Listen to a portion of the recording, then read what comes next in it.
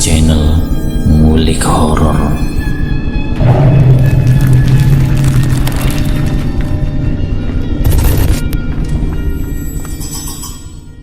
Assalamualaikum warahmatullahi wabarakatuh. Kembali lagi di channel Ngulik Horor. Channel ini menceritakan tentang kisah-kisah misteri. Pada kesempatan kali ini saya akan membawakan kisah misteri yang diambil dari @cerita_arwah. Kalian juga dapat mengunjungi thread beliau langsung ya. Nanti link saya akan sediakan di kolom deskripsinya. Oh ya, di dalam cerita ini nama dan tempatnya disamarkan semua ya, untuk menjaga privasi pihak yang terlibat di dalamnya. Yuk daripada kita lama-lama, langsung saja kita simak ceritanya. Bismillahirrahmanirrahim. Kali ini saya akan membawakan kisah misteri yang berjudul Warisan Berdarah Pembawa Petaka. Sebut saja namanya Pak Bidin. Pak Bidin adalah seorang juragan ternak ikan lele yang sangat kaya di kampung. Namun ketika Pak Bidin sudah tua dan sering sakit-sakitan, ia mewariskan usahanya itu kepada dua anak laki-lakinya, yaitu Abdullah dan juga Bahir. Namun naas, usaha yang dirintis Pak Bidin untuk anak cucunya itu menjadi sebuah warisan berdarah pembawa petaka bagi salah satu anak Pak Bidin. Dikarenakan ada satu pihak yang merasa jika pembagian warisan Pak Bidin tidaklah adil. Lalu siapakah pihak yang merasa dirugikan itu? Dan bagaimana kelanjutan dari prahara warisan berdarah? Randy sebagai seorang narasumber bercerita jika saat dulu ia sempat tinggal di kontrakan petak berukuran 4,5 mili di kawasan Tangerang. Tepat di sebelah kontrakan Randy terdapat sebuah empang besar kolam ikan milik Pak Haji Bidin yang namanya cukup tersohor sebagai pengusaha ternak lele. Karena memang kontrakan Randy dan kolam ikan milik Pak Haji Bidin ini bersebelahan, otomatis Randy pun kenal cukup dekat dengan Pak Haji Bidin. Menurut Randy, Pak Haji Bidin adalah sosok yang dermawan dalam humble.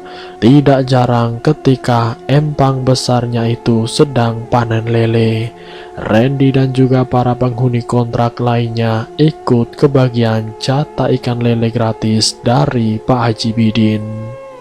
Suatu ketika Randy mendapati Pak Haji Bidin sedang duduk di warung seberang empang miliknya. Sambil sesekali Pak Haji Bidin berbatuk-batuk, karena kebetulan siang itu Randy baru selesai pulang berjualan bubur ayamnya. Ia lalu menawari Pak Haji Bidin bubur ayamnya dan barangkali ingin dibuatkan teh hangat. Pak Haji lagi kurang enak badan ya? Kok saya perhatikan Pak Haji batuk-batuk terus? Pak Haji sudah makan siang belum? Apa mau saya buatkan bubur ayam Pak? Sama teh manis, biar agak enakan badannya, tanya Randy suatu ketika. Aduh, terima kasih banyak Nak Randy, tapi Bapak memang sudah makan tadi di rumah sebelum Bapak kesini, tolak Pak Bidin sambil tersenyum kepada Randy. Begitu Randy mau kembali ke kontrakannya, Pak Bidin menahannya dan ia pun bercerita. Nak Randy kok buru-buru amat? Sini duduk dulu nak, temani Bapak sebentar. Bapak mau ngobrol-ngobrol santai saja dengan Nak Randy, ucap Pak Haji Bidin. Pak Haji Bidin pun lalu menceritakan bagaimana perjuangannya dahulu saat memulai merintis bisnisnya, dan juga ketika banyak terpaan hidup yang menerjangnya, hingga ia bisa ada di titik sekarang. Menurutnya bukanlah perkara yang mudah. Ia berkali-kali menerima cacian demi cacian, serta hinaan karena dulunya Pak Haji Bidin adalah anak seorang miskin dari kampung yang tidak tamat sekolah. Namun karena semangat juang Pak Haji Bidin dan ia tipe orang yang mau belajar, perlahan Pak Bidin berhasil menjalankan usaha ternak lelenya. Setelah sebelumnya berkali-kali ia gagal dalam membangun usaha yang dirintisnya. Mendengar hal itu, Randy pun terkesima dengan perjalanan hidup Pak Haji Bidin. Ia bertekad dalam hati agar suatu hari nanti ia bisa mencapai kesuksesannya, walaupun harus melalui proses panjang dan juga menyakitkan. Dalam perbincangan mereka, Pak Haji Bidin sesekali memegang dadanya dan seperti menahan batuk. Lalu kemudian Pak Bidin berucap kepada Randy, "Nak Randy, sepertinya Bapak sudah saatnya akan mewarisi usaha Bapak ini kepada anak Bapak, Abdullah dan juga si Bahir. Sebenarnya sih Bapak sendiri ragu apakah mereka bisa melanjutkan usaha ternak ikan lele ini, karena cuma ini peninggalan yang bisa Bapak beri untuk anak cucu Bapak nanti sebagai lumbung padi mereka," tanya Pak Bidin. Belum juga Randy menjawab pertanyaan Pak Bidin, tidak lama kemudian Pak Haji Bidin ini ambruk. Segera Randy berteriak mencari pertolongan untuk segera membawa Pak Haji Bidin ke rumah sakit. Setibanya di rumah sakit, Pak Haji Bidin lalu segera dipasangkan selang oksigen dan Pak Haji Bidin dibawa langsung ke ruang UGD. Randy pun turut menemani Pak Haji Bidin sampai dengan kedua anaknya Abdullah dan Bahir datang. Namun saat Randy mau pulang kembali ke kontrakannya, ia mendapat panggilan dari Pak Haji Bidin yang memanggilnya dari ruang perawatan. Nah Randy, jangan pulang dulu nak. Bapak ada sedikit rezeki untukmu. Tolong terima ini sebagai balas budi dari Bapak, karena Nak Randy tadi sudah mau direpotkan, pinta Pak Haji Bidin. Awalnya Randy menolak, namun karena Pak Haji Bidin yang memaksa, Randy pun terpaksa menerima dan kemudian berpamitan pulang kepada Pak Haji Bidin dan juga kedua anaknya. Namun baru saja Randy berjalan beberapa langkah mau keluar, ia jelas mendengar anak sulung Pak Bidin membuka percakapan. "Pak, sekarang kan Bapak sudah sakit-sakitan. Segeralah Pak, urus surat-surat warisan untuk saya dan juga Bahir yang secara sah dinotaris sebelum Bapak meninggal." Seketika ucapan itu membuat tidak tenang Randy.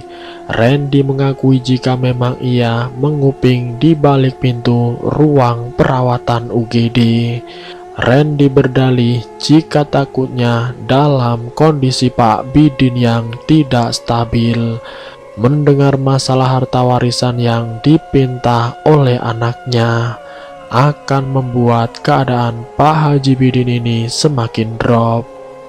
Sejujurnya ada rasa geram di hati Randy mendengar ucapan anak sulung dari Pak Bidin yang dinilainya kurang tepat waktu. "Kamu gak perlu khawatir Abdul, itu sudah Bapak wariskan semuanya. Yang penting selagi Bapak sakit, kalian berdualah yang mengurus usaha Bapak itu. Oh ya, pesan Bapak satu, kalian harus tetap kompak, saling bahu-membahu sebagai kakak adik," jawab Pak Bidin lemas. Dirasa Randy sepertinya Pak Bidin ini sudah baik-baik saja. Randy pun segera kembali ke kontrakannya dan meninggalkan dua anak Pak Bidin serta Pak Bidin di ruang perawatan. Keesokan harinya setelah Randy pulang berjualan bubur, Randy melihat anak Pak Bidin yaitu Bahir yang sedang mengecek empang milik sang ayah tersebut. Randy lalu tidak sengaja saling bertatap-tatapan dengan Bahir, anak keduanya Pak Haji Bidin, yang ditafsir usianya mungkin tidak jauh berbeda dengan Randy. Saat itu Randy masih berusia 23 tahunan, bak mewarisi sifat ramah sang ayah. Begitu Bahir melihat Randy yang kesusahan memasukkan gerobak buburnya, Bahir langsung segera menghampiri Randy dan ikut membantu Randy mendorong gerobak ke dalam. Aduh, jadi ngerepotin nih Bang Bahir. Sudah mau ikut bantuin dorong gerobak bubur ayam saya ke dalam kontrakan, ucap Randy tidak enak hati. Tidak usah panggil Bang, saya masih umuran 23 tahunan kok. Panggil saja Bahir. Oh ya, seharusnya saya yang bilang terima kasih kepada Mas Randy. Tanya kembali Bahir kepada Randy. Benar terkaan Randy, rupanya memang Bahir ini masih sepantaran dengannya. Iya benar, saya Randy, panggil saja Randy. Kita seumuran kok. Yang kemarin tidak usah dipikirkan lah. Namanya saya sudah dekat dengan Pak Bidin. Kalau ada apa-apa dengan beliau, sudah seharusnya saya menolong kok, jawab Randy. Dari mulai saat itu pertemanan mereka berdua pun cukup dekat. Setiap Bahir datang untuk mengecek empangnya, pasti ia juga mentraktir Randy di warung seberang untuk sekedar membeli rokok atau membeli kopi sebagai ganti dari jasa Randy yang dititipkan oleh Bahir untuk menjaga empangnya saat malam. Takut-takut kalau ada komplotan penjahat yang mencuri ikan. Sudah, gak apa-apa, jangan sungkan. Beli aja rokok, kopi atau mie instan yang kamu mau Randy. Biar nanti aku yang bayar. Yang penting aku ini sambil nitip empang juga ya kalau malam. Karena kan kebetulan kontrakanmu ini bersebelahan dengan empang. Takut-takut banyak garong di sini. Kan kalau kamu sesekali memantau, bisa jadi garong itu tidak jadi mau mencuri, jawab Bahir setiap kali Randy menolak jika ingin ditraktir oleh Bahir. Singkat cerita, selama Bahir ini 2 tahun mengurusi empang milik Pak Bidin, menurut Randy ia cukup cekatan dan seperti mewarisi ilmu dari sang ayah untuk mengelola ternak lele dengan baik. Selain itu, Bahir pun kini meluaskan usahanya bekerja sama dengan banyak UKM untuk menambah inovasi bisnisnya. Jadi menurut Randy, Bahir ini juga suka blusukan mencari-cari peluang untuk peluasan bisnis ternak lelenya. Contohnya ia sempat bekerja sama menjalankan UMKM keripik ikan lele dengan warga sekitar. Tiba di tahun 2019, saat itu Randy yang baru melangsungkan pernikahan di kampungnya dan ikut membawa istrinya ke Tangerang. Selama beberapa hari tidak juga melihat kehadiran temannya yaitu Bahir. Sebelum Randy pulang ke kampung, ia memang sempat bertemu dengan Bahir untuk memberitahukan jika ia akan pulang kampung selama kurang lebih 3 minggu, yaitu untuk melangsungkan pernikahannya. Hir, maaf ya, selama 3 minggu ke depan, saya kalau malam tidak bisa jadi security di empangmu. Soalnya saya mau nikahan di kampung, ucap Randy. Wah, selamat ya. Kok mendadak gini kasih taunya? Kalau dari kemarin kan saya bisa kasih kado nikahan.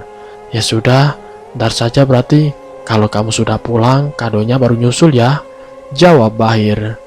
Itulah kurang lebihnya percakapan terakhir antara Randy dan Bahir sehari sebelum Randy pulang kampung. Saat tiba di hari H pernikahan, Bahir sempat bertukar kabar dengan Randy, sekedar mengucapkan selamat menempuh hidup baru sebagai sepasang suami istri. Namun setelah dari itu, Bahir sudah tidak pernah berkirim pesan singkat WA lagi dengannya, dan malahan seolah nomor WA Bahir ini tidak aktif. Setelah beberapa hari Randy sampai di Tangerang bersama Indah istrinya, ia masih juga belum bertemu dengan Bahir. Randy yang penasaran kemudian bertanya kepada Pak Yoga, si pemilik warung seberang, mengenai Bahir. Oh, Bahir memang tidak pernah kelihatan ke sini sekitar 1 minggu lebih. Yang ada cuma abangnya, Abdullah. Itu pun hanya 3 kali saja dia ke sini kasih pakan lelenya, tapi kelihatannya sih buru-buru, Tidak lama setelahnya Abdullah pergi lagi, sahut Pak Yoga. Tapi tahu nggak, si Kusmayadi juga tidak pernah kelihatan lagi. Sejak Bahir tidak kelihatan, sambung Pak Yoga. Dari ucapan Pak Yoga, Randy langsung menyimpulkan bahwasanya mungkin Bahir dan sang kakak sedang bertukar tempat pengawasan kolam lele. Randy memang pernah mendengar dari Pak Haji Bidin ia memiliki 4 kolam lain di tempat yang berbeda. Tapi menurut penuturan Pak Haji, 4 kolam lainnya hanyalah kolam kecil tidak sebesar kolam yang bersebelahan dengan kontrakan Randy. Dan untuk Kusmayadi bisa saja ia dipecat atau berhenti bekerja kepada tuanya. Tiba di pertengahan bulan Mei 2019 menjadi sebuah kenangan yang tidak terlupakan bagi Randy dan juga Indah. Pukul setengah 4 pagi yang saat itu Indah ingin membuang air bekas rebusan ayam ke pinggir kolam. Indah melihat sesosok tubuh manusia yang mengambang di pinggir kolam. Ia lalu berteriak memanggil Randy. Untuk memastikan yang dilihatnya adalah sesosok tubuh manusia. Karena kondisinya saat itu masih gelap dan memang minim pencahayaan. Dengan berjalan perlahan-lahan mendekati sosok tubuh yang mengambang itu, Randy samar-samar mengenali jaket yang dikenakan adalah jaket milik Bahir. Hah? Apa itu Bahir? Lantas jika itu adalah benar Bahir, apa yang terjadi sebenarnya dengannya? Gumam Randy dalam hati sambil berusaha menerka-nerka. Dari jarak sekitar 3 meter barulah benar-benar nampak terlihat jika itu adalah benar sesosok jenazah manusia, namun tanpa kepala. Hah? Mas, itu mayat tanpa kepala, Mas! Teriak Indah ketakutan. Dalam kepanikan mereka berdua, Randy lalu membangunkan para tetangga dan warga sekitar kontrakan untuk memberitahukan jika ada seonggok mayat manusia tanpa kepala di empang milik Haji Bidin.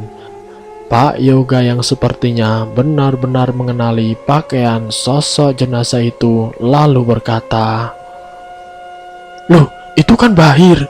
Iya benar, saya pasti tidak salah. Kalau itu mayat Bahir." Jawab pasti Pak Yoga yang memang mengenali pakaian Bahir. Lalu tidak lama kemudian pihak kepolisian datang untuk mengevakuasi jenazah dan mengidentifikasi jenazah serta mencari bukti-bukti yang masih tertinggal di TKP sekitar. Saat jenazah berhasil dievakuasi, nampaklah ada seutas tali yang mengikat kaki korban. Dan sepertinya tali itu diikatkan kepada sebuah batu pemberat agar tubuhnya tidak terapung. Naas polisi hanya bisa menemukan bagian tubuh yang sudah hancur dan sebagiannya sudah ada yang terurai di dalam air tanpa kepala. Karena diprediksi mayat tersebut sudah berada lebih dari 10 hari. Belum selesai sampai di situ saja, Randy dan Pak Yoga pun langsung ikut dibawa ke kantor kepolisian untuk diminta sebagai saksi penemuan jenazah di hari itu juga. Sesampainya di kantor kepolisian, Pak Yoga dan juga Randy menceritakan kembali kejadian-kejadian sebelum Bahir ini meninggal, serta kecurigaan-kecurigaan mereka terhadap orang di sekitar sana. Pak Yoga pun menjelaskan jika ia sebenarnya mencurigai Kusmayadi, si pengurus ternak lele kepercayaan Pak Bidin. Karena saat bersamaan dengan Bahir menghilang, Kusmayadi pun ikut menghilang. Lapor Pak, setelah diidentifikasi, ternyata benar jenazah tersebut adalah jenazah Bahir Susanto yang sebelumnya memang dilaporkan hilang oleh sang ayah. ucap Pak Polisi Fahri yang memberi laporan kepada Bapak Kanit di ruang BAP. Dari hasil keterangan Pak Yoga dan Randy berikut sudah diketahui identitasnya si jenazah. Polisi terlebih dahulu melakukan pengejaran kepada Kusmayadi, satu-satunya orang yang dicurigai membunuh Bahir. Dalam jangka waktu, polisi mencari keberadaan Kusmayadi yang dianggap buronan. Kasus pembunuhan tersebut sempat menguap selama kurang lebih 2 minggu lamanya. Selama itu pula suasana horor dan mencekam saat malam di kolam Empang pun muncul. Malam hari sehabis jenazah Bahir ditemukan, Pak Yoga bersaksi saat ingin menutup warungnya sekitar jam 12 malam. Ia melihat ada seorang lelaki yang sedang berjongkok di depan empang dengan posisi tubuh membelakangi warung Pak Yoga. Karena curiga orang itu adalah orang yang mau mencuri ikan di kolam milik Pak Bidin, Pak Yoga terus memperhatikan gelagatnya lekat-lekat dari belakang. Apalagi cahaya penerangan yang minim membuat Pak Yoga benar-benar memfokuskan penglihatannya itu kepada orang misterius tersebut. Setelah cukup lama diperhatikan oleh Pak Yoga, tiba-tiba kepala si lelaki misterius terjatuh menggelinding ke arah depan warung milik Pak Yoga.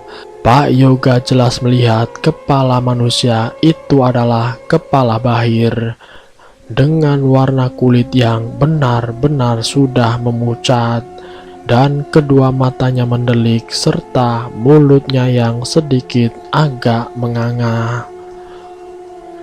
Pak Yoga, tolong Pak, pasangin kepala saya ke tubuh saya kembali Pak, ucap sosok itu lalu menghilang.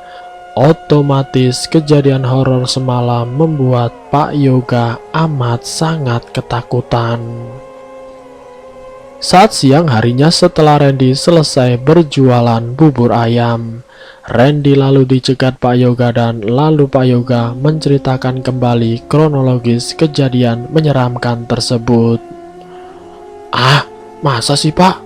Tapi kalau saya pribadi antara percaya dan tidak percaya sih Pak. Masa iya orang meninggal bisa gendayangan? Tanya balik Randy yang tidak yakin cerita Pak Yoga benar adanya. Iya benar, saya sih terserah kamu mau percaya atau tidak. Kan saya cuma cerita kalau semalam memang saya mengalami hal yang di luar nalar untuk pertama kalinya. Saya juga memperpesan banyak-banyaklah kamu sholat dan mengaji biar dihindari dari gangguan seperti itu Randy. Saya percaya selama Kusmayadi belum ditangkap serta kepala yang belum ditemukan, pasti arwah Bahir pun masih ada di sekitar sini, ucap saran dari Pak Yoga. Tiba di malam hari, kini giliran Randy dan juga istrinya yang mendapatkan teror.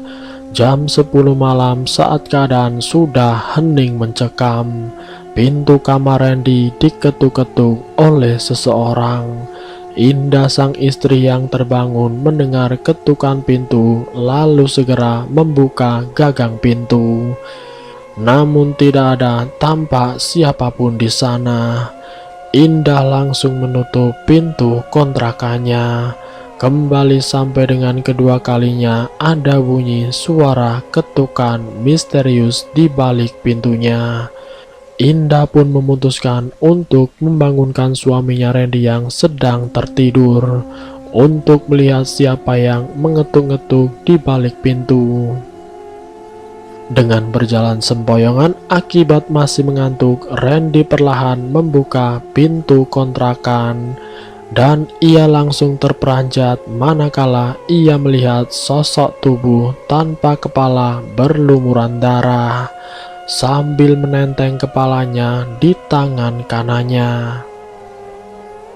Randy, ini aku Bahir. Tolong Randy, pasangkan kembali kepala ini, ucapnya sambil mengarahkan sepotong kepala miliknya ke hadapan wajah Randy. Randy yang benar-benar ketakutan dan shock hanya bisa mematung dan mulutnya tidak bisa berteriak. Beruntung istrinya Indah yang melihat Randy berdiri mematung di depan pintu sambil bergetar ketakutan. Istrinya segera menghampiri dan menepuk pundak Randy sampai Randy terhenyak. Randy berkali-kali beristighfar dengan apa yang ia lihat barusan. Kini ia percaya ucapan dari Pak Yoga kemarin benar adanya. Jika Bahir meninggal dengan tidak tenang. Berlanjut beberapa hari setelahnya, geger dua orang pemuda yang memang sedang berjalan melewati empang milik Pak Bidin. Melihat hantu tanpa kepala. Dua orang pemuda itu mengaku saat sedang berjalan menuju ke rumah kontrakannya. Ia melihat seorang pria yang sedang berdiri, namun menghadap membelakangi jalan sambil terlihat sibuk mencari-cari sesuatu di kegelapan. Salah seorang pemuda tersebut yang sebut saja namanya Faris langsung berinisiatif mendekati pria tersebut sambil bertanya, "Lagi nyari apaan mas di situ?" Tanyanya penasaran. "Lagi nyari kepala bang, tolong bang, cariin kepala saya," jawab si lelaki itu. "Ah, jangan bercanda dong mas, malam-malam malah ngajakin bercanda, orang ditanyain serius kok," sahut Jupri teman Faris agak kesal. "Iya, beneran, ini buktinya, kepala saya hilang," jawab lelaki misterius itu sambil membalikkan tubuhnya tanpa kepala yang berlumuran darah. Setelah 3 kejadian itu, warga sekitar pun geger.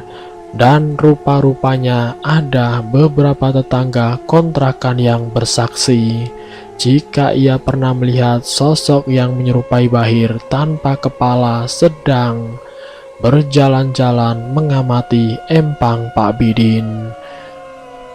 Di sisi lain, pada hari ke-16 dari penemuan jenazah Bahir, Kusmayadi berhasil dicokok kepolisian di persembunyiannya, yaitu di dusun pesisir Pelabuhan Ratu. Awalnya Kusmayadi dianggap sebagai pembunuh dari Bahir berdasarkan praduga tidak bersalah.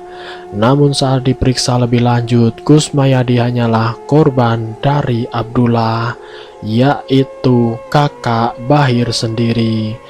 Kusmayadi berkata saat itu ia tidak sengaja melihat Abdullah sedang bersitegang dengan adiknya di kebun belakang. Entah waktu itu apa permasalahannya. Begitu Kusmayadi ingin melerai keduanya yang sedang bersitegang, Abdullah terlebih dulu sudah mengeluarkan badik dan langsung menyabet berkali-kali leher Bahir sampai terputus.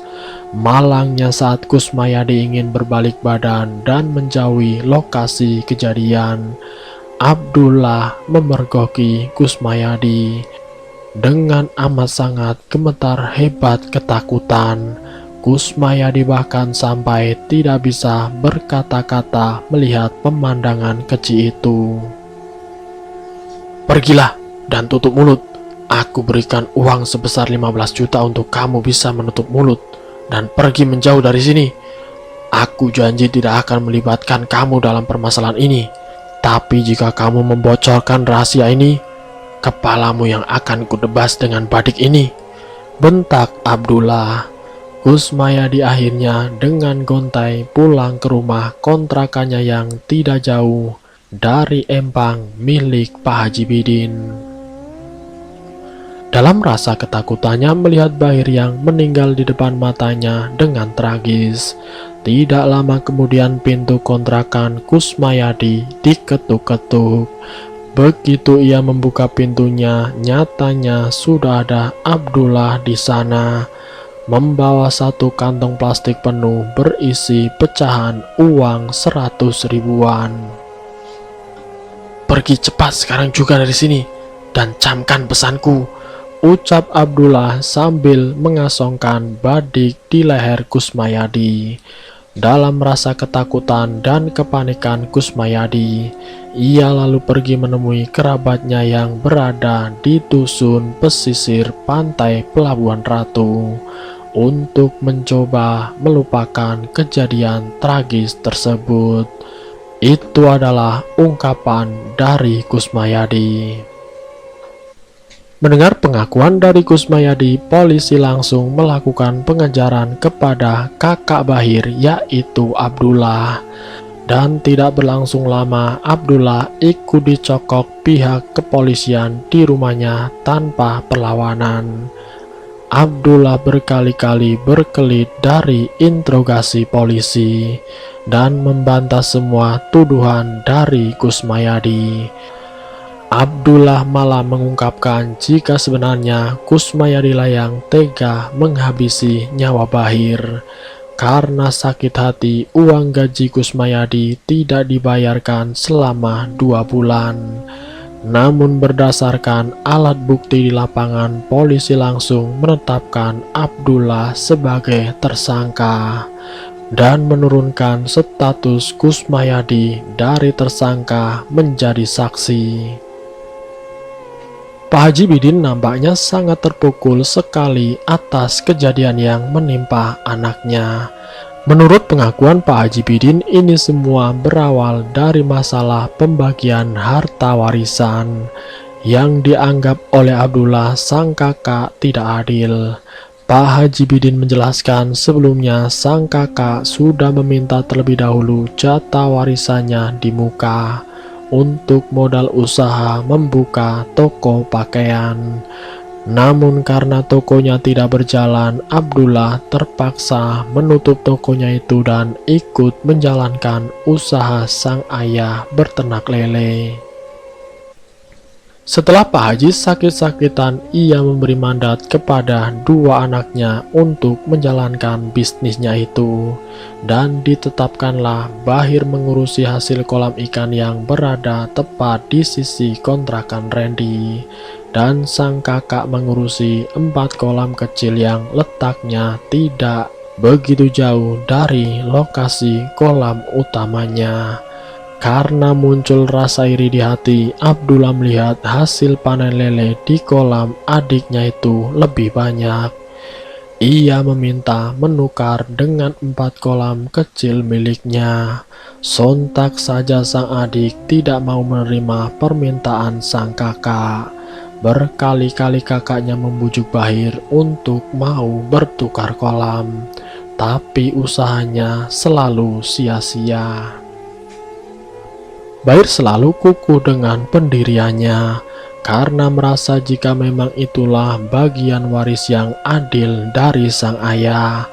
Karena terus-menerus diliputi rasa iri dengki, Abdullah mempersiapkan siasat untuk membunuh sang adik dan mayatnya ditenggelamkan di empang dengan mengikatkan tali dengan batu pemberat agar tidak muncul di permukaan.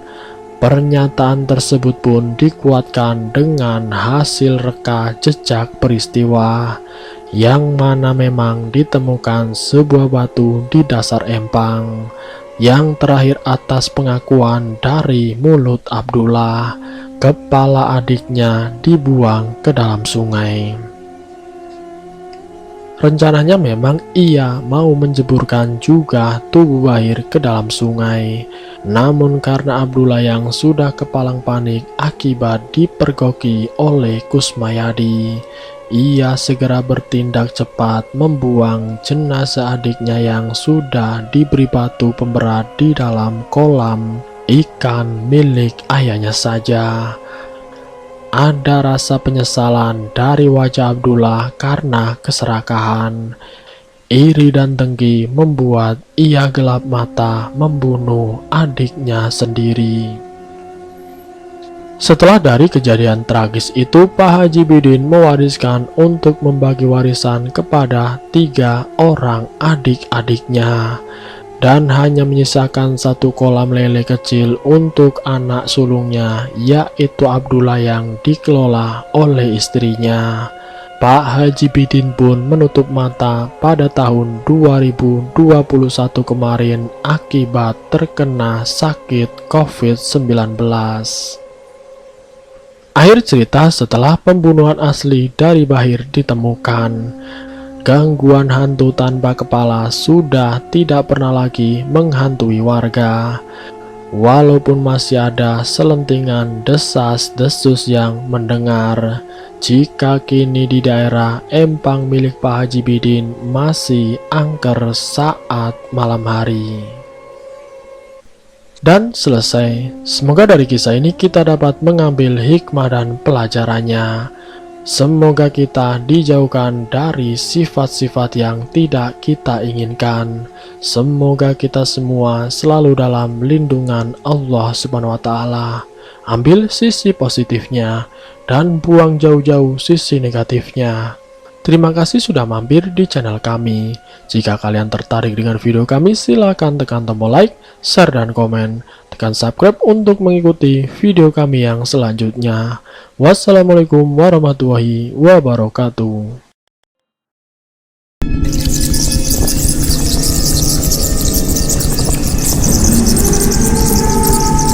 Selamat datang di channel Ngulik Horor.